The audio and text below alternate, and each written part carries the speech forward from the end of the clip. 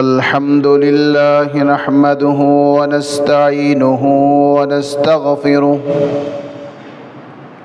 ونؤمن به ونتوكل عليه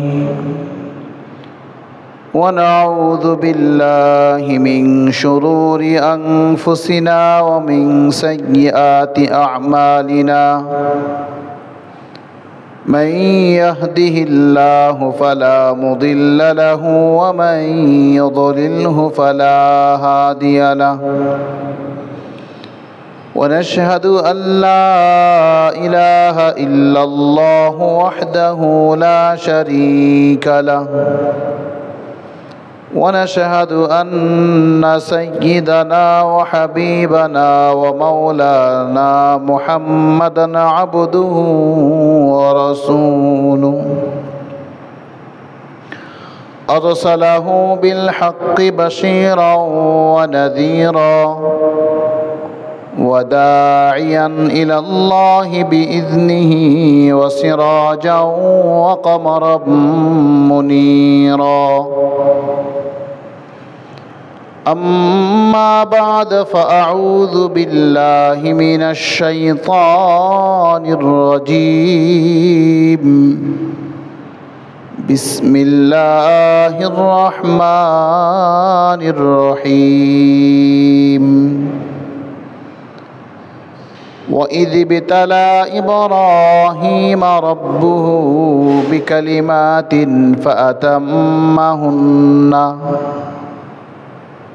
قال إني جاعلك للناس إماما قال ومن ذريتي قال لا ينال عهد الظالمين اللهم صل على محمد وعلى آل محمد كما صليت على إبراهيم وعلى آل إبراهيم إنك حميد مجيد اللهم بارك على محمد وعلى آل محمد كما باركت على إبراهيم وعلى آل إبراهيم إنك حميد مجيد ربي زدني علما رب اشرح لي صدري ويسر لي أمري واحلل عقدة من لساني يفقه قولي وبك نستعين يا فتاح سبحانك لا علم لنا إلا ما علمتنا إنك أنت العليم الحكيم محترم মুসল্লিন কিরাম মহান আল্লাহ পাকের দরবারে অসংখ্য অগণিত শুকর যে মহান প্রতিপালক আপনাকে আমাকে হজের মৌসুমে আমাদেরকে আজকের জুমার নামাজ আদায়ের জন্য প্রথম দিকে মসজিদে আসার তৌফিক দিয়েছেন শুকর আলহামদুলিল্লাহ মুহতারাম হাজিরিন হজের জন্য পৃথিবীর বিভিন্ন প্রান্ত থেকে মানুষেরা মহান আল্লাহ পাকের ঘর বাইতুল্লাহ জিয়ারতের জন্য ছুটে যাচ্ছে বাংলাদেশ থেকেও প্রথম ফ্লাইট হয়ে গেছে একেবারে মানুষ হজের পূর্ব মুহূর্ত পর্যন্ত সবাই বাইতুল্লাহের জিয়ারতে ছুটে যাবে যদি হজ কুরবানি সংক্রান্ত আলোচনা শুরু করা হয় তাহলে আমাদের এই আলোচনার ভেতরেই অনেকগুলো বিষয় একসাথে জড়ো হয়ে যায় বর্তমান বিশ্ব পরিস্থিতি এবং সার্বিক এই সমকালীন অনেক কথাই আজ আমাদের এই আলোচনার ভেতরেই চলে আসে অনেকগুলো বিষয় সব বিষয়ে কথা বলা একই জুমায় সম্ভব না তাই এখন থেকেই প্রতিটা জুমায় হজ এবং তার আনুষঙ্গিক কুরবানি সংক্রান্ত বিষয়ে এবং সমকালীন বিশ্ব এসব বিষয়ে কথা বলার চেষ্টা করব ইনশাআল্লাহ। আজকের আলোচ্য বিষয় হচ্ছে, আমরা যদি একেবারে হজ অথবা কুরবানি যে বিষয়টা নিয়ে আমরা শুরু করি, সেখানে একজন মহান ব্যক্তির নাম চলে আসে, যিনি হচ্ছেন আমার আপনার সকলের পিতা, যেটাকে জাতির পিতা বলা হয়েছে আল্লাহ পাক রব্বুল আলামিনের পক্ষ থেকে। মিল্লাতা আবিকুম ইব্রাহিম হুয়া সাম্মাকুমুল মুসলিমিন, তোমাদের জাতির পিতা হচ্ছে ইব্রাহিম, যিনি তোমাদেরকে মুসলিম জাতি হিসেবে নামকরণ করেছেন। সেই ইব্রাহিম আলাইহিস সালাতু ওয়াস সালামের কথাটা আমাদের চলে আসে। ইব্রাহিম আলাইহিস সালাতু ওয়াস সালামের কথা দিয়ে যদি আমরা আলোচনা শুরু করি, তাহলে আমাদেরকে কোরআনুল কারীমের একটা আয়াত আমাদেরকে একটা বার্তা দেয়। সে বার্তাটা হচ্ছে, আল্লাহ পাক রব্বুল আলামিন বলেন, وَإِذِ ابْتَلَى إِبْرَاهِيمَ رَبُّهُ بِكَلِمَاتٍ فَأَتَمَّهُنَّ। আল্লাহ বলেন, স্মরণ করো যখন তার প্রতিপালক ইব্রাহিমকে বহু পরীক্ষা করেছেন। وَإِذِ ابْتَلَى إِبْرَاهِيمَ رَبُّهُ بِكَلِمَاتٍ, স্মরণ করুন যখন ইব্রাহিমকে তার প্রতিপালক বিকালিমাতিন, বহু বিষয়, একটা আর দুটা না, অনেক বিষয় নিয়ে আল্লাহ তাআলা পরীক্ষা করেছেন। এখন ইব্রাহিম আলাইহিস সালাতু ওয়াস সালামকে তো পরীক্ষা করা হয়েছে। এখন ইব্রাহিম আলাইহিস সালাতু ওয়াস সালামের পরীক্ষাগুলো কি ছিল? একটা লম্বা দীর্ঘ একটা তালিকা চলে আসে। আমরা যদি একেবারে শুরু থেকে যদি আমরা আলোকপাত করি, তাহলে প্রথম যে বিষয়টা চলে আসে তা হচ্ছে, ইব্রাহিম আলাইহিস সালাতু ওয়াস সালামের জন্মটা হয়েছে একটা প্রতিকূল পরিবেশ। সাধারণত আমরা আমাদের সমাজে আমরা মুসলিম ঘরে জন্ম হয়েছি। আমাদের বাবা মুসলমান, মাও মুসলমান, দাদাও মুসলমান, নানিও মুসলমান, নানাও মুসলমান, অর্থাৎ আমাদের বাবা এবং মা উভয়ের পরিবার জন্মসূত্রে মুসলিম হয়েছে আমরা। এজন্য আমরা বলি আমরা জন্মগতভাবেই মুসলিম, জন্মগতভাবে আমাদের ইসলাম ধর্ম, অর্থাৎ পরিবার থেকে আমাদের এটা শেখা। মুসলিম পরিবারের সন্তান বলেই নিজেদেরকে মুসলিম দাবি করি বা আমরা বলে থাকি। কিন্তু ইব্রাহিম আলাইহিস সালাতু ওয়াস সালামের বেলায় ব্যাপারটা সম্পূর্ণ উল্টো হয়েছে, একেবারে প্রতিকূল পরিবেশ। ইব্রাহিম আলাইহিস সালাতু ওয়াস সালামের জন্ম হয়েছে যে পরিবারে, তার বাবার নাম হচ্ছে আজার। আল্লাহ পাক রব্বুল আলামিন বলছেন, ওয়াইদ ক্বালা ইব্রাহিমু লিআবিহি আজার, স্মরণ করুন সে সময়ের কথা যখন ইব্রাহিম তার বাবা আজরকে বলছে, আতাত্তাখিযু আসনামান আলিহা, বাবা আপনি কি এই মূর্তি, হাতে বানানো পাথর দিয়ে তৈরি করা এই মূর্তিকে আপনি ইলাহ হিসেবে গ্রহণ করেছেন?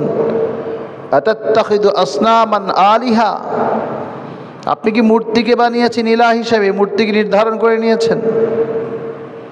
এই কথাটা ইব্রাহিম আলাইহিস সালাতু ওয়াস সালাম তার বাবাকে বলছেন। ইব্রাহিম আলাইহিস সালাতু ওয়াস সালাম বাবাকে বলছেন, ইন্নী আরাকা ওয়া কওমাকা ফি দালালিম মুবিন, আমি আপনাকে, আপনার সম্প্রদায়কে স্পষ্ট বিভ্রান্তির মাঝে আছেন, এটাই আমি দেখতে পাচ্ছি। কিন্তু আমরা তো আমাদের পরিবারের, আমরা বাবা মুসলমান, মাও মুসলমান, সেই হিসেবে তো আমরা একথা বাবাকে বলতে হয় না, বাবা আপনি কি মূর্তি পূজা করছেন? আপনি তো ইলাহ হিসেবে অন্যকে গ্রহণ করেছেন। একথা আমরা বলছি না, কারণ বাবা মুসলমান, আমি জানি আমার বাবার নামের শুরুতে মুহাম্মদ আছে বলে এটা বাবা মুসলিম হয়ে গেছে। কিন্তু মুহতারাম হাজিরিন, আজকের এই সময়ের ব্যবধানে আমরা আমাদের ইসলামটাকে কতটুকু ধারণ করেছি, কতটুকু বুঝেছি, কতটুকু জীবনে আমি আপনি ধারণ করছি বা লালন করছি, চর্চা করছি, এটাই ভাবার বিষয়। ইব্রাহিম আলাইহিস সালাতু ওয়াস সালাম প্রতিবাদী কণ্ঠে বলে উঠেছেন, ইন্নী আরাকা ওয়া কওমাকা ফি দালালিম মুবিন, বাবা তুমিও ভুলে আছো তোমার সম্প্রদায় ভুলের মাঝে আছে। আতাত্তাখিযু আসনামান আলিহা, তুমি কি জড় পদার্থ, কাঠের তৈরি, মাটির তৈরি, পাথরের তৈরি মূর্তিকে ইলাহ হিসেবে গ্রহণ করছো? ইলাহ তো হলো সেই যে সব কিছুর উপর ক্ষমতা যার আছে, সকল বস্তুকে যিনি লালন পালন করতে পারেন, প্রতিটা জিনিসের মালিক যিনি, তিনিই তো ইলাহ। এখন আমরা যে পরিবারে জন্ম নিয়েছি, আমাদের বাবারা, আমাদের মায়েরা, আমাদের বড়রা যদি কোনো ভুল করে, সেই ভুলটাকে ধরার মতো সাহস আমাদের নাই। বাবাকে সন্তান বলতে পারছে না, বাবা আপনি ভুল করছেন। এ কথা যদি সন্তান বলে তাহলে মনে হয় যে সন্তান বেয়াদব হয়ে গেছে। সন্তান বলতে পারছে না, বাবা আপনি অসৎ পথে উপার্জন করছেন, আপনার উপার্জনটা অবৈধ, আপনি মুসলিম কিন্তু নামাজ পড়েন না, আপনি মুসলিম হয়ে কেন সৎ পথে পরিচালিত হচ্ছেন না, এ কথা যদি বলে ফেলে তাহলে এই সন্তান বেয়াদব হয়ে গেছে। অথচ একজন সন্তান হয়ে বাবাকে বলা এটার অধিকার তার। যেমন তাই ইব্রাহিম আলাইহিস সালাতু ওয়াস সালাম বলেছেন, وَإِذْ قَالَ إِبْرَاهِيمُ لِأَبِيهِ آزَرَ, স্পষ্ট সূরাতুল আনআমের মধ্যে আল্লাহ পাক রব্বুল আলামিন কথাটাকে উল্লেখ করেছেন। স্মরণ করুন যখন ইব্রাহিম তার বাবা আজরকে বলছে, আতাত্তাখিযু আসনামান আলিহা, আপনি কি ইলাহ হিসেবে এই মূর্তিকে গ্রহণ করছেন? এই মূর্তিকে ইলাহ হিসেবে গ্রহণ করার ক্ষতিটা কি, ফলশ্রুতিতে কি হতে পারে সেটাও বলছেন। সন্তানের দৃষ্টিকোণ থেকে বাবা কি সঠিক পথে আছেন না ভুল পথে আছেন, এটাও সুস্পষ্টভাবে তিনি বর্ণনা করেছেন। ইন্নী আরাকা ওয়া কওমাকা ফি যালালিম মুবিন, বাবা তুমি যেমন ভুল পথে পরিচালিত হচ্ছ, তুমি এবং তোমার সম্প্রদায়, তোমার সহচর, তোমাকে যারা অনুসরণ করে সবাই, যারাই মূর্তি পূজা করো, মূর্তির আরাধনা করো, মূর্তিকে ইলাহ হিসেবে গ্রহণ করেছো, তোমরা সবাই ভুলের মধ্যে আছো। এটা আমার দৃষ্টিকোণ থেকে সন্তান বলে দিয়েছে। মুহতারাম হাজিরিন, আজকে আমরা আমাদের পরিবারগুলিতে মুসলিম বলে আমরা দাবি করছি, কিন্তু আমরা একটু চিন্তা করে দেখি আমরা কাকে ইলাহ হিসেবে গ্রহণ করেছি। আমরা কাকে ইলাহ হিসেবে গ্রহণ, ইলাহ মানে মা'লুহুন, যিনি সব কিছুর মালিক, যিনি সব কিছুর উপর যিনি ক্ষমতা রাখেন, সে আল্লাহ তাআলার উপর বিশ্বাস করা হলো প্রতিটা মানুষের ফরজ, এবং এটাই সর্বপ্রথম এবং প্রধান দায়িত্ব। জীবনের সব কিছু একদিকে হয়ে যেতে পারে, আমি মৃত্যুকে আলিঙ্গন করে নিতে পারি, মৃত্যুকে বরণ করে নেওয়া যায়, তবু আল্লাহর সাথে কাউকে শিরিক করা যায় না। আল্লাহর বিধানের সামনে কখনো কোনোভাবেই আল্লাহর বিধানের বিপরীতে কোনো জিনিসকে মেনে নেওয়া যায় না। আল্লাহর বিরোধিতা যেখানে হয় সেটাকে উপেক্ষা করতে হয়, সেটাকে প্রত্যাখ্যান করতে হয়, সেটাকে বর্জন করতে হয়। এটাই হচ্ছে ইমানের দাবি, এটাই হচ্ছে ইমানদারের সবচেয়ে উৎকৃষ্টতম একটা বৈশিষ্ট্য। শুধুমাত্র মুখে বললাম লা ইলাহা ইল্লাল্লাহ মুহাম্মাদুর রাসূলুল্লাহ, আল্লাহ ছাড়া কোনো ইলাহ নাই, এ কথা শুধু মুখে বললাম আর স্লোগানে বললাম না। এটা যেমন হৃদয়ে বিশ্বাস করতে হবে, হৃদয় দিয়ে, হৃদয়ের গহীনে যেমন এটাকে বিশ্বাসের জায়গায় রাখতে হবে, ঠিক তেমনি ভাবে এটাকে আমার কাজে, কর্মে, কথায়, সব কিছুতে আমি যে একমাত্র, শুধুমাত্র, কেবলমাত্র আল্লাহ তাআলাকে ইলাহ হিসেবে মানি এবং বিশ্বাস করি, এটার বাস্তবায়ন ঘটাতে হবে। এটাই হচ্ছে প্রকৃত মুমিনের বৈশিষ্ট্য। তিনি বলেই দিলেন, ইব্রাহিম আলাইহিস সালাম তো এভাবেই বললেন। সমাজের চোখ রাঙানোকে তিনি ভয় পাননি। বাবার সাথে সন্তানের বেয়াদবি হয়ে যাচ্ছে, বাবা কি জানি কি মনে করে, তাও তিনি ভাবেননি, বরং দ্ব্যর্থহীন কণ্ঠে বলে দিয়েছেন, আতাত্তাখিযু আসনামান আলিহা, বাবা আমি তো দেখছি আপনি এই সনম, এই মূর্তিকে আপনি বিশ্বাস করছেন, এটাকে আপনি হৃদয়ে ধারণ করছেন, এটার অনুসরণ করছেন, অথচ আপনি নিজে বিক্রিও করছেন, নিজে এটাকে প্রস্তুত করছেন। আপনি কেন একটা জড় পদার্থকে, আপনি একটা জড় পদার্থ যার মাঝে কোনো প্রাণ নাই, নিষ্প্রাণ মূর্তি, আপনি কেন তার পূজা করবেন? আর আমি দেখছি আপনি ভুল পথে আছেন। সমাজের মানুষ, কিছু কিছু মানুষ ইব্রাহিম আলাইহিস সালাতু ওয়াস সালামকে বুঝাতে চাইল। ইব্রাহিম আলাইহিস সালাতু ওয়াস সালাম রাতের বেলায় আকাশ পানে তাকালেন, রাত যখন হয়ে যায়, ফালাম্মা, আল্লাহ পাক রব্বুল আলামিন বলছেন, ফালাম্মা জান্না আলাইহিল লাইলু রাআ কাওকাবান ক্বালা হাযা রাব্বি। ইব্রাহিম আলাইহিস সালাতু ওয়াস সালাম যখন রাত আধার আচ্ছন্ন হচ্ছে, রাত ছেয়ে যাচ্ছে, তিনি যখন দেখছেন রাআ কাওকাবা, আকাশে যখন তারকা কুঞ্জ দেখতে পাচ্ছে, এক একটা তারকা মিটিমিটি করে জ্বলছে, তখন তিনি বলছেন ক্বালা হাযা রাব্বি, এটা কি আমার রব?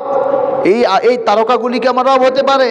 তিনি যখন দেখছেন, ফালাম্মা আফালা, যখন দেখলেন এই তারকাগুলো ডুবে যাচ্ছে, তিনি বললেন না, যেই তারা ডুবে যায়, যে তারা তার যখন সূর্যের আগমন ঘটতে থাকে আর তারাগুলো যখন সূর্যের আড়াল হয়ে যায়, মানুষের দৃষ্টির আড়াল হয়ে যায়, তিনি বললেন ফালাম্মা আফালা, যখন এই তারকাগুলো ডুবে যাচ্ছে, অর্থাৎ সূর্যের যেই প্রখরতা, সূর্যের যে আলো, সেই আলোর কারণে মানুষের চোখে আর তারকার আলো চোখে পড়ছে না, এমনই যখন হয়ে যাচ্ছে, ইনি বলছেন লা উহিব্বুল আফিলিন, আমি যেটা ডুবে যায় সেটাকে ভালোবাসি না, সেটা আমার রব হতে পারে না, সেটা আমার কখনো রব হতে পারে না, সেটা আমার ইলাহ হতে পারে না। ফালাম্মা রাআল কমারা, অতঃপর যখন চাঁদের দিকে তাকালেন, চাঁদটাকে যখন দেখলেন, চাঁদ আলো দিয়ে যাচ্ছে, আবার চাঁদ যখন দিন যখন আগমন ঘটে, ভোর যতই ঘনিয়ে আসছে, রাত যতই শেষের দিকে যাচ্ছে, চাঁদ অস্ত যাচ্ছে, তার চাঁদের আলো আর দেখা যাচ্ছে না, তখনই তিনি বললেন না, এই চাঁদ আমার রব হতে পারে না, এই চাঁদও তো তার আলোকে হারিয়ে ফেলছে, চাঁদও তো ডুবে যাচ্ছে। ফালাম্মা রাআশ শামসা, অতঃপর যখন সূর্যকে দেখলেন, তিনি বললেন সূর্য তো অনেক বড়, তারকার চাইতে বড়, চাঁদের চাইতে বড়, এই সূর্যের আলো তো অনেক, এটাই কে রব? তার সম্প্রদায় বলছে, দেখো এক একটা তার সম্প্রদায়ের এগুলোর পূজা করছে, এগুলিকে রব এবং ইলাহ হিসেবে মেনে নিচ্ছে। তখন ইব্রাহিম আলাইহিস সালাতু ওয়াস সালাম বললেন, এই সূর্য যখন দিন শেষে গোধূলি বেলায় সূর্য যখন একেবারে রক্তের মতো লাল হয়ে সেই সূর্যটাও যখন অস্ত যায়, ইব্রাহিম আলাইহিস সালাতু ওয়াস সালাম বলেন, এই সূর্য কি করে আমার রব হতে পারে যে সূর্যটাও ডুবে যায়? সে আমাকে পথ দেখাবে কিভাবে? মুহতারাম হাজির, সূরাতুল আনআমের এই একেবারে ৭ নম্বর পারার ১৬ নম্বর পৃষ্ঠাতে আল্লাহ পাক রব্বুল আলামিন সুন্দরভাবে এই কথাগুলো বলে দিয়েছেন। সব শেষে ইব্রাহিম আলাইহিস সালাতু ওয়াস সালাম বললেন, ইন্নী ওয়াজ্জাহতু ওয়াজহিয়া লিল্লাযী ফাতারাস সামাওয়াতি ওয়াল আরদা হানিফা ওয়া মা আনা মিনাল মুশরিকিন। শোনো, আমি তোমাদের সব দিক থেকে মুখ ফিরিয়ে, ইন্নী ওয়াজ্জাহতু ওয়াজহিয়া লিল্লাযী ফাতারাস সামাওয়াতি ওয়াল আরদা হানিফা, আমি সব কিছু থেকে মুখটাকে ফিরিয়ে নিয়ে আসলাম। আমি জগৎ সময়ের স্রষ্টা যিনি আছেন, যিনি আকাশ মণ্ডলীকে সৃষ্টি করেছেন, ভূমণ্ডলকে যিনি সৃষ্টি করেছেন, সে আল্লাহর দিকে আমি মনোনিবেশ করলাম। আমি শিরিক করতে পারবো না। তোমরা যে সমস্ত জিনিস শিরিক করো, অংশীদারিত্ব করতেছ আল্লাহ তাআলার সাথে, লা উশরিকু, আমি আল্লাহর সাথে কাউকে কখনো শিরিক করতে পারবো না। এই কথাটা ইব্রাহিম আলাইহিস সালাতু ওয়াস সালাম বলেছেন। কিন্তু মুহতারাম হাজিরিন, আজকে আমরা তো আল্লাহকে বিশ্বাস করি শুধুমাত্র মুখে, আমাদের কাজে কর্মে আল্লাহর প্রতি বিশ্বাস নাই। আমরা মানুষকে যে পরিমাণ ভয় পাই, আল্লাহকে সে পরিমাণ ভয় পাই না। মানুষের ক্ষমতার প্রতি যে পরিমাণ ভয় এবং আতঙ্ক আছে, আল্লাহর প্রতি সে ভয় এবং আতঙ্ক নাই। তো আল্লাহ পাক রব্বুল আলামিন স্পষ্ট বলেছেন যে লা তাখাফু, বান্দারে তুই ভয় পাইস না, ভয় পাবি না, ওয়ালা তাহজানু, তুমি চিন্তাও করবে না। কিন্তু আমাদের মনে আছে ভয়, আমাদের আছে চিন্তা, আমাদের মনে আতঙ্ক, কারণ আমরা আল্লাহকে ভুলে বসেছি। মুমিনের সবচাইতে বড় ব্যর্থতা হলো এই জায়গাতেই, মুমিন যদি আল্লাহকে ভুলে যায়। ইয়া আইয়ুহাল্লাযীনা আমানু লা তাকুনু কাল্লাযীনা নাসুল্লাহ ফাআনসাহুম আনফুসাহুম। আল্লাহ পাক রব্বুল আলামিন বলেন, হে ঈমানদার, লা তাকুনু কাল্লাযীনা নাসুল্লাহ, তোমরা তাদের মতো হয়ো না যারা আল্লাহকে ভুলে গেছে। যারা আল্লাহকে ভুলে গেছে তাদের প্রথম শাস্তি যেটা হয়, ফাআনসাহুম আনফুসাহুম, আল্লাহকে যে মানুষগুলো ভুলে যায় সর্বপ্রথম সে নিজেই নিজে আত্মহারা হয়ে যায়, ভুলে যায় নিজেকে আমি কে, আমাকে কেন সৃষ্টি করা হয়েছে, কি উদ্দেশ্যে পৃথিবীতে আমার আগমন, আবার কখনই বা আমার চলে যেতে হবে, আমার যাত্রাটা কেমন হবে, আমার ভবিষ্যৎটা কেমন, এসব বিষয়ে মানুষ ভুলে যায়। এটা দেখেন না, এটা তো একেবারে বাস্তবতা। মানুষগুলি যদি জানতো যে একটা তার যখন দুঃসময় চলে আসবে, যখন তার কাছে ক্ষমতা থাকবে না, তার টাকা পয়সাগুলো যখন তার মালিকানাধীন থাকবে না, তার বিশাল অঢেল অর্থ সম্পদ তার থাকবে না, তখন তার করুণ পরিণতি কতটা তার জীবনে আসতে পারে, কতটা দুর্বিষহ হতে পারে, কতটা প্রতিকূল পরিবেশ তার সামনে আসতে পারে, এই কল্পনা এই চিন্তা মানুষের মাথায় তখন থাকে না যখন সে আল্লাহকে ভুলে যায়। সে যখন নিজের নীতি নৈতিকতাকে একেবারে বিসর্জন দেয়, সে যখন বিসর্জন দিতে থাকে তখন শয়তানের প্ররোচনায় পড়ে তখন সে তার ভবিষ্যৎটাকে ভুলে যায়। সে শুধু ভবিষ্যতের সফলতা দেখে, তাই তার 41, তাই তার বিভিন্ন সে লক্ষ্যের কথা বলতেই থাকে। তার এই লক্ষ্য 41 পর্যন্ত থাকবে, কেউ 50 পর্যন্ত থাকবে, কেউ 50 বছর থাকবে, কত রকমের চিন্তা ভাবনা মাথায় আসে, কারণ সে তো আল্লাহকে ভুলে গেছে। আর এই মানুষটা যদি আল্লাহকে ভয় পাইতো, আল্লাহর ভয় যদি তার ভেতরে থাকতো, সে যদি আল্লাহকে স্মরণে রাখতো, তাহলে সে চিন্তা করতো আমার এই মুহূর্তটা আমি আছি, সামান্য পরে হয়তো আমার লাশ হয়ে যেতে পারে, আমার দেহে আমার প্রাণ থাকবে না, আমি হয়তো চলতে পারবো না, আমার হয়তো বাকশক্তি থাকবে না, আমার দৃষ্টিশক্তিও থাকবে না, আমার অঙ্গগুলো চলার ক্ষমতা থাকবে না, যদি মানুষটা আল্লাহকে ভয় পাইতো। এজন্য মুহতারাম হাজিরিন, ইব্রাহিম আলাইহিস সালাতু ওয়াস সালাম বাবাকে বলছেন প্রথম পরীক্ষাটাই এটা। আল্লাহ যে বলছেন ওয়াইদ বিতালা ইব্রাহিম রাব্বুহু বিকালিমাতিন, ইব্রাহিম আলাইহিস সালাতু ওয়াস সালামকে যে বহুমুখী পরীক্ষা করা হচ্ছে, এর মধ্যে প্রথম পরীক্ষাটাই হলো এটা যে ইব্রাহিম আলাইহিস সালাতু ওয়াস সালামের জন্মটা হয়েছে একটা প্রতিকূল পরিবারে, যে পরিবারের মানুষগুলো ঈমানদার ছিল না, যে সমাজের মানুষের মাঝে ঈমান ছিল না।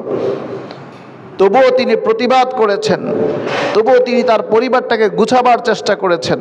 কিন্তু আজকে আমরা মুসলমান হয়ে আমরা আমাদের সন্তানদেরকে সে দ্বীনি পরিবেশে দিচ্ছি না।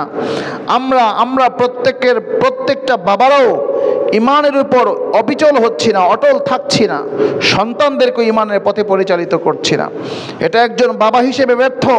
অথচ ইব্রাহিম আলাইহিস সালাতু ওয়াস সালাম একজন বাবা, তিনি বলছেন আল্লাহ তাআলার কাছে, তিনি বলছেন রব্বি হাবলি মিনাস সালিহিন, হে আল্লাহ, হে আমার প্রতিপালক, আপনি আমাকে পুণ্যবান সন্তান দান করুন, যে সন্তান হবে পুণ্যবান। এ কথা বলা হয়নি আল্লাহ আমার সন্তানকে ডাক্তার বানান, আমার সন্তানকে হাফেজ বানান, আমার সন্তানকে আলেম বানান, আমার সন্তানকে এরকম ভালো, সেজন্য ভালো গ্রাজুয়েট, ভালো শিক্ষা, ভালো সুন্দর এক জীবন যেন সে করতে পারে, অনেক টাকার মালিক হতে পারে, অনেক কোম্পানির মালিক যেন হতে পারে। এ ধরনের কোনো কথা ইব্রাহিম আলাইহিস সালাতু ওয়াস সালাম বলেননি, বরং আল্লাহর কাছে চেয়েছেন রব্বি হাবলি মিনাস সালিহিন, হে আল্লাহ, আপনি আমাকে পুণ্যবান নেককার সন্তান দান করুন। সন্তানের শিক্ষা নিয়ে কোনো কথা নাই, সন্তানের অর্থনৈতিক কোনো কিছু আল্লাহর কাছে চান নাই, বরং চেয়েছেন আল্লাহ আমাকে পুণ্যবান সন্তানের অভিভাবক হওয়ার তৌফিক দেন, আমাকে পুণ্যবান সন্তান দেন। কিন্তু মুহতারাম হাজির, বড়ই দুঃখের বিষয়, বড়ই পরিতাপের বিষয়, আজকে আমরা সবাই সন্তান ভালো হোক চাই, সন্তান ভালো হোক এই জিনিসটা চায় প্রত্যেকটা বাবা মা।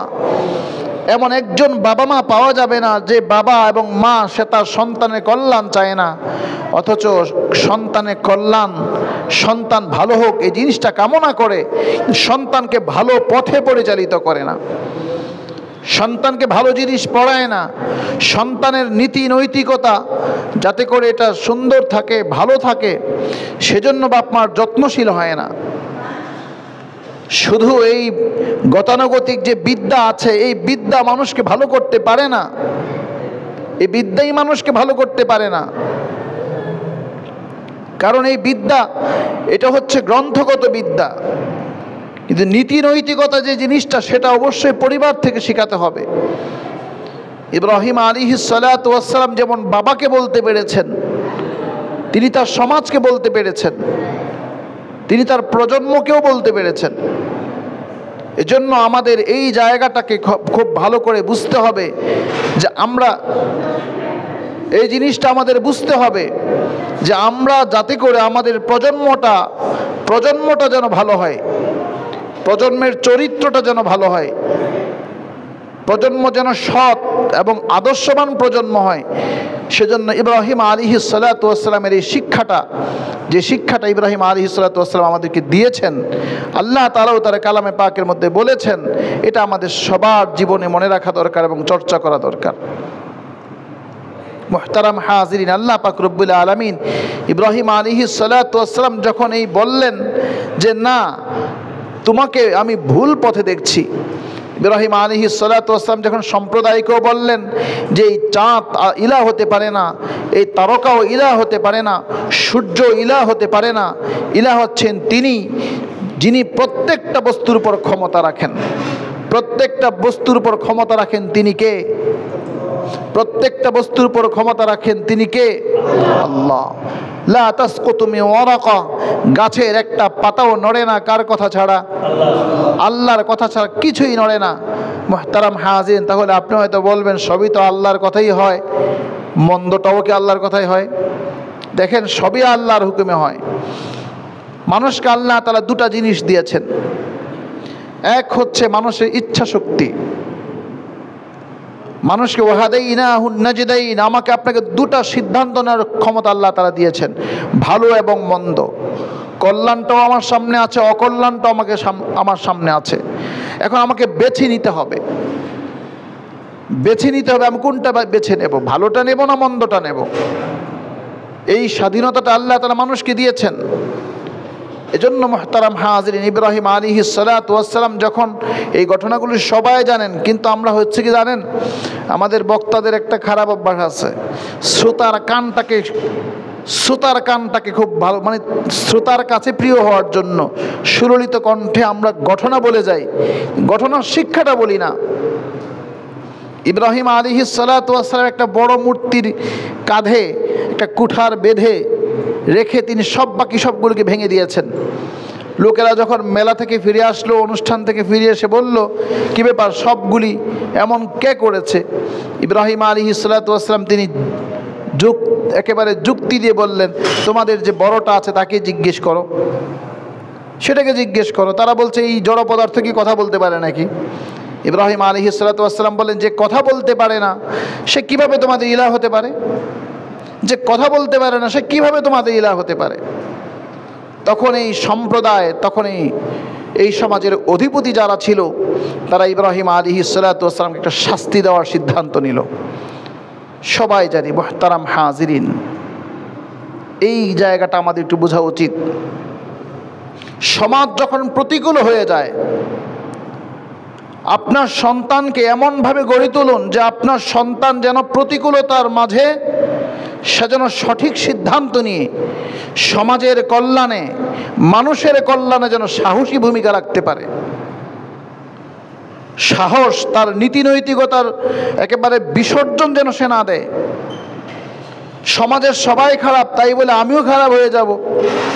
সমাজের অধিকাংশ রাজনীতিবিদ হয়ে যায় চাঁদাবাজ, অধিকাংশ রাজনীতিবিদ হয়ে যায় টেন্ডারবাজ, অধিকাংশ রাজনীতি হয়ে যায় খারাপ, তাহলে কি আমিও রাজনীতি করব? সে খারাপ চর্চা করে না, আমি রাজনীতি করব। রাজনীতি করা নিষেধ নয়, তবে আমার যেই আদর্শ আছে, আমার যে নীতি আছে, তার যেন কখনো পদস্খলন না ঘটে। রাজনীতি কত খারাপ না, রাজনীতি করা হোক। ইব্রাহিম আলাইহিস সালাতু ওয়াস সালাম যখন দেখছেন মানুষগুলো এক আল্লাহ তাআলার, আল্লাহকে বাদ দিয়ে, এক আল্লাহকে উপেক্ষা করে, এক বাস্তবতাকে তারা বাস্তবতাকে অস্বীকার করে মানুষগুলো যখন জড় পদার্থের পিছনে ছুটছে, যে কিছুই করতে পারে না, তখন এই ঘুমন্ত সমাজটাকে জাগ্রত করার জন্য, অন্ধকারে ছেয়ে যাওয়ার সমাজটাকে আলোর দিকে ধাবিত করার জন্য ইব্রাহিম আলাইহিস সালাম এক মহা বিপ্লব ঘটিয়েছেন। তা হচ্ছে এই বড় মূর্তিটাকে রেখে তার কাঁধে কুঠার বেঁধে দিয়ে বাকি সবগুলিকে ভেঙে দিয়েছেন। বুঝো তোমাদের ইলাহ কি করতে পারে, যে ইলাহ নাকি কিছুই সরাতে পারে না, যে ইলাহ নাকি কোনো কিছুই করতে পারে না, তার কেন উপাসনা তোমরা করছো? মুহতারাম হাজিরিন, ইব্রাহিম আলাইহিস সালামের আরও একটা অন্যতম শিক্ষা হচ্ছে, এটাও আমাদের সন্তানকে শিখাতে হবে, যে ইব্রাহিম আলাইহিস সালামকে যখন এই অপরাধের কারণে আগুনে নিক্ষেপ করার সিদ্ধান্ত নেওয়া হলো, ইব্রাহিম আলাইহিস সালাম দৃঢ় এবং অবিচল ছিলেন। দৃঢ় এবং অবিচল ছিলেন, এতটা অবিচল যে তার কাছে তাফসির ইবনে কাসির সহ তাফসিরে মাযহারিতে আসছে এবং বিভিন্ন জায়গায় এই কথাটা আসছে, ইব্রাহিম আলাইহিস সালামকে সহযোগিতা করার জন্য অনেকেই এসেছে। ফেরেশতারাও এসে বলেছেন যে আপনি বলুন কি সহযোগিতা করতে পারি। ইব্রাহিম আলাইহিস সালাম বললেন যে না, আমাকে যিনি সৃষ্টি করেছেন তিনি আমার ব্যাপারে সিদ্ধান্ত নেবেন, কেউ সহযোগিতা করার কোনো প্রয়োজন নেই। এটা একটা শিক্ষা হলো, আমি যখন সমাজ সংস্কারের কাজ করব, আমার সামনে বিপদ আসবেই, আমার সামনে বিপদ আসবেই। অনেকে হয়তো আমাকে সহযোগিতার হাতছানি দিবে, অথবা কেউ আমাকে সহযোগিতা করার জন্য হাত বাড়িয়ে দিবে। এক হচ্ছে হাতছানি, আরেক হচ্ছে হাত বাড়িয়ে দেওয়া, দুই জিনিস। হাতছানি কিংবা হাত বাড়িয়েছে যারা সহযোগিতার জন্য, মনে রাখতে হবে সকলের সহযোগিতা এবং হাতছানিকে সাদরে বরণ করে নেওয়া যাবে না, কারণ এর মাঝেও স্বার্থ আছে, এর মাঝেও কিন্তু স্বার্থ আছে। দেখেন না, এই যে বর্তমান পরিস্থিতি কেউ কেউ বিতর্কিত হয়ে যাচ্ছে, আবার তার ক্ষমাও চাইতে হয়, কারণ এই আমাকে বিতর্কিত করতে বা আমার দৃঢ়তাকে চ্যালেঞ্জ করতে, আমাকে বিপদগ্রস্ত করতে এই হাতছানি হয়তো তার মাঝে একটা, আমাকে বিপদগ্রস্ত করতে হয়তো সহযোগিতার যে হাত বাড়িয়ে দেওয়া সেটাও হতে পারে। ইব্রাহিম আলাইহিস সালামের এই জায়গাটা এতটা দৃঢ় ছিলেন, আমার মালিক, আমার রব, আমার স্রষ্টা, আমার আল্লাহ আমাকে বিপদ থেকে রক্ষা করবেন। মুহতারাম হাজিরিন, আল্লাহ পাক রব্বুল আলামিন বলছেন, ইন্নাল্লাযীনা ক্বালু রাব্বুনাল্লাহ সুম্মা ইসতাকামু, বান্দা তুমি যদি বলো তোমার রব আল্লাহ, মুখে যেমন বললা, সুম্মা ইসতাকামু, অতঃপর তুমি অবিচল, অতঃপর তুমি দৃঢ় আছো, মুখে যেমন বলেছো তোমার রব আল্লাহ, তোমার কাজে, তোমার কথায়, তোমার কর্মেও যদি সে আল্লাহর দৃঢ়তা তোমার মাঝে থাকে, লা তাহজানু, তুমি চিন্তা করো না, ওয়ালা তাখাফু, তুমি ভয় পেও না, ওয়ালা তাখাফু ওয়ালা তাহজানু, তুমি ভয়ও পেও না, তুমি চিন্তাও করো না, ওয়া আবশিরু বিল জান্নাহ। দেখেন আয়াতগুলো খুবই ভাবার বিষয়। ওয়া আবশিরু বিল জান্নাহ, আল্লাহ বলেছেন যে তুমি যদি আল্লাহর উপর দৃঢ় থাকো, ঈমানটা শুধু মুখে না তোমার দৃঢ়তার সাথে আছে, তাহলে তুমি ভয় পেও না, চিন্তাও করো না। এখানে আল্লাহ একটা সুসংবাদ দিয়েছেন, ওয়া আবশিরু বিল জান্নাহ। আল্লাহ কথা বলে নাই যে দেখো তোমার দৃঢ়তার কারণে, তুমি চিন্তা না করার কারণে, ভয় না পাওয়ার কারণে তোমাকে আমি শত্রুর হাত থেকে রক্ষা করব, তোমাকে আমি একটা সফলতা দেব, তোমাকে সংকট থেকে দূর করে দেব, এ ধরনের কোনো কথা বলেননি। বরং এমন একটা কথা বলেছেন, আল্লাহ বলছেন ওয়া আবশিরু বিল জান্নাহ, অর্থাৎ যেটা আমার ভবিষ্যৎ, যে সুনিশ্চিত ভবিষ্যতে আমার সুখটা সবচাইতে বেশি প্রয়োজন, সে আমার সুনিশ্চিত ভবিষ্যতের চিরস্থায়ী সুখের ঠিকানাটার কথা বলছেন। ওয়া আবশিরু বিল জান্নাহ, তুমি তোমার ভবিষ্যতের চূড়ান্ত যে সফলতার জায়গা, সুখের জায়গা, সেই জান্নাতের সুসংবাদটা গ্রহণ করো। কুনতুম তুআদুন, যে ব্যাপারে তোমাকে প্রতিশ্রুতি দেওয়া হয়েছে। বলবেন না সুবহানাল্লাহ? যেই জান্নাতটা তোমাদের জন্য প্রস্তুত করা হচ্ছে। এরপর আল্লাহ বলছেন নাহনু আউলিয়াউকুম ফিদ দুনিয়া ওয়াল আখিরা, আমি তোমার বন্ধু দুনিয়াতেও আখিরাতেও। বলেন সুবহানাল্লাহ। এবার দেখেন, বন্ধু বন্ধুত্বের মাঝে ফাটল কখন ধরে? আপনার সাথে আমার গভীর সম্পর্ক, ধরেন গভীর সম্পর্ক, এখন আমার একটা বিপদে আমি পড়েছি। সব বন্ধু কিন্তু সব বিপদে উপকার করতে পারে না। বন্ধু হলেই যে আপনাকে বিপদে উপকার করবে এমনটা নয়। উদাহরণস্বরূপ, আপনার দুটা ভাই, এক ভাই একটু ভালো একটা জব করেন, তিনি রাষ্ট্রের কোনো একটা গুরুত্বপূর্ণ দায়িত্বে আছেন। ছোট ভাইটা অথবা আপনি বড় ভাই, এই বড় ভাইটা, আমি আমার কথাই বলে ফেলি, হেফাজতে ইসলাম 13 সালের একটা ঘটনা আপনারা সবাই জানেন, 5ই মেতে সমস্যা হয়েছে বিশাল। তারপর আমার যে ছোট ভাই, সে একাধিক পরীক্ষা দিয়েছে, পুলিশ ভেরিফিকেশনের জন্য বাসায় গেল। আমার বাবাকে প্রশ্ন, আপনার সন্তান হেফাজতে ইসলামের 5ই মে কোথায় ছিল? আমার বাবা বলছেন বাসায় ছিল। তখন তারা খুঁজে পেয়েছে যে আমি এই উপজেলা মসজিদে কত সালে আমি জয়েন করেছি, সেটা খুঁজে বের করেছে। যখন দেখলো সেটা মিলছে না, বাস তাকে আর সে চাকরিতে যোগদানের সুযোগ তাকে দেওয়া হয়নি। এখন ধরুন এতটা আলহামদুলিল্লাহ পরে হয়ে গেছে, কিন্তু এখন যেটা আমি বুঝাতে চাচ্ছি, আপনার একজন নিকটতম ভাই কিংবা আত্মীয়, উনি একটা গুরুত্বপূর্ণ দায়িত্ব আছেন। এখন আপনি এমন একটা বিপদে পড়েছেন যে বিপদটা আসলেই যুক্তিসঙ্গত, আপনাকে সে সহযোগিতা করতে পারে, কিন্তু বেচারা এমন একটা জায়গায় আছে যে জায়গা থেকে আপনার সমর্থন বা আপনাকে কোনো না কোনোভাবে প্রত্যক্ষ কিংবা পরোক্ষভাবে সহযোগিতা করার কোনো সুযোগ নেই। আমি কি জানি না কথা বুঝাইতে পারছি কিনা, আমি কি বুঝাইতে পারছি আপনাকে? এমন আছে, অনেক ক্ষেত্রে আছে। আমাদের দেশের অবস্থা এমন, এটা পারা যায় না।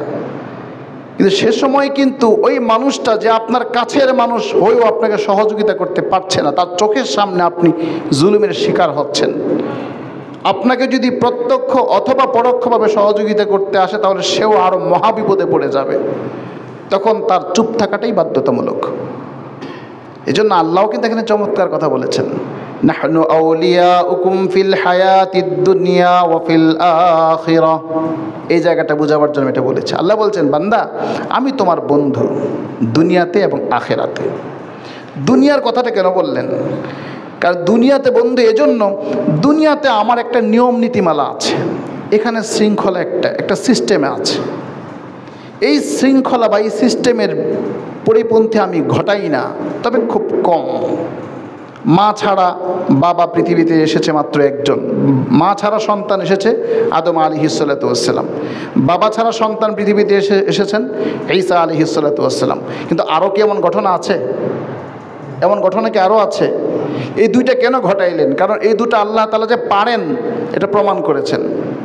ঠিক তেমনিভাবে পৃথিবী তো আল্লাহ পাক রব্বুল আলামিন মুহাম্মদ সাল্লাল্লাহু আলাইহি ইসলামকে সব কিছু থাকা সত্ত্বেও যুদ্ধে মাথার মাঝে হেলমেটটা ঢুকে গেছে, রক্তাক্ত হয়েছেন, অথচ আল্লাহ তো পারতেন ফেরেশতা দিয়ে সব কিছু শেষ করে দিতে, করেননি কেন? কারণ এটা হলো একটা সিস্টেম, একটা নিয়ম। এই জন্য আল্লাহ বলছেন, নাহনু আউলিয়াউকুম ফিল হায়াতিদ দুনিয়া। বান্দা, পার্থিব জগতে আমি তোমার বন্ধু বটে, তবে আমি সেখানে শৃঙ্খলা ব্যত্যয় ঘটাতে পারি না। ওয়াল আখিরা, আখিরাতে আমি তোমার বন্ধু, সেজন্য সাথে সাথে একটা জুড়ে দিয়েছেন, ওয়ালাকুম ফিহা মা তাশতাহি।